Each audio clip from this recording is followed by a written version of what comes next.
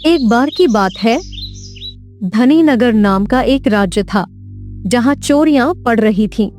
राजा चिंतित था, पर उनका मंत्री बहुत चतुर और चालाक था। मंत्री जी, अब मैं सोचने लगा हूँ, क्या ये चोर बाहर से आते हैं या फिर हमारी अपनी ही दीवारें हमें लूट रही हैं?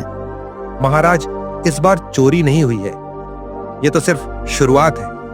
मैंने खजाने में कुछ ऐसा रखा है जिसे चुराने से चोर खुद ही फंसेंगे। मतलब?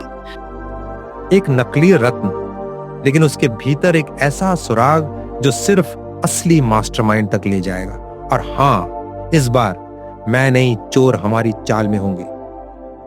मंत्री पूरे नगर में कीमती रत्न की अफवाह फैला देता है और यह खबर चोरों तक भी पहुंच जाती है। मंत्री सोचता है, वो हमसे चालाक है। चलो उसका जादुई रत्न भी उड़ा लेते हैं और उसके चेहरे की शक्ल देखेंगे। जाल भी बिछा सकता है। हमें पहले तहखाने की दीवारों की जांच करनी होगी। हर कोने में जासूस हो सकते हैं। चलेंगे उसी राह से जहां कोई नजर तक नहीं डालता, ऊपर नहीं नीचे से। और जो सुराग मंत्री ने बिछाया है वही हमारी अगली चाल बनेगा। तीनों चुपचाप तहखाने में दाखिल होते हैं। अंधेरा घना है, हल्की सरसराहट, धड़कनों की आवाज तेज। वे नकली रत्न उठाते हैं, लेकिन दूर एक कोने में छिपा मंत्री उन्हें देख रहा होता है, पर पकड़ता नहीं। तभी उसका जासूस पास आकर फुसफुसाता है, मंत्री जी, आप इन्हें पकड़ क्यों नहीं रहे? मुझे सिर्फ इन्हें नहीं बल्कि महल के सबसे बड़े गद्दार को भी पकड़ना है, जो इनसे ये सब करवा रहा है। मंत्री हल्की मुस्कान के साथ आगे देखता है, जैसे अगले मोड़ का इंतजार कर रहा हो। तुम बस देखते रहो, खेल अभी बाकी है। अब ये तीनों चोर पश्चिमी किले की तरफ बढ़ेंगे और वहां छुपा है मेरा असली कार्ड, सेनापति हरिदत्त। अगर मेरी शंका सही है तो असली गद्दार वही है। क्या आप चोरों पर भरोसा कर रहे हैं महाराज?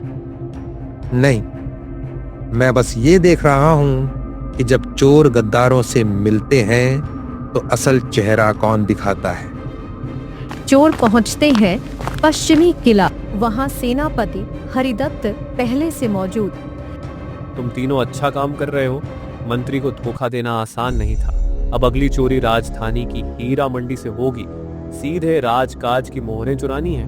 अब मामला सिर्फ चोरी नहीं रहा, ये तो बगावत है। मंत्री का शक अब पक्का हो गया, गद्दार सेनापति ही था। अगले दिन सभा लगती है।